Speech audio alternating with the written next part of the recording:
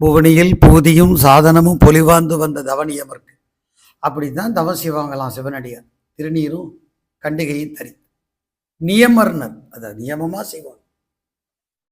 அவரை பார்த்தார் சிறப்புலியார். சிறப்பு செய் தத்துவ காரணன்னர்.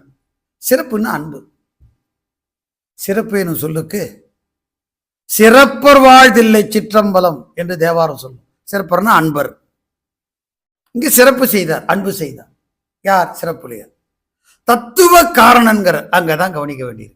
தத்துவம் என்றால் மெய்ப்பொருள்.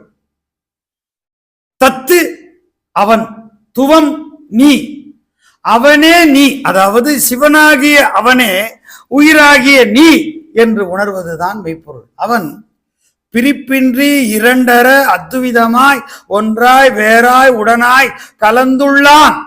சிவனை விட்டு உயிருக்கு எந்த அறிவும் இல்லை, செயலும் இல்லை, இயக்கமும் இல்லை என்பதை உள்ளபடி உணர்ந்து நிற்பதே, திருவடிக்கு அடிமைப்பட்டு நிற்பதே தத்துவம். அதை அவர் அதற்கு காரணமாக இருந்தாராம் சிறப்புலியாரா. சிறப்புலியார் சிறப்புச்சை தத்துவ காரணன்னர். எப்படி தத்துவ காரணன்னர்? இப்ப சிறப்புலியார்ட்டேருந்து கத்துக்கிறோம். ஏன்னா இவர் குலத்தில் அந்தனர். ஆக அந்தனராயினும் அடியார் எங்க வணங்கியிருக்காரு தெரியுமா? திருவடியில.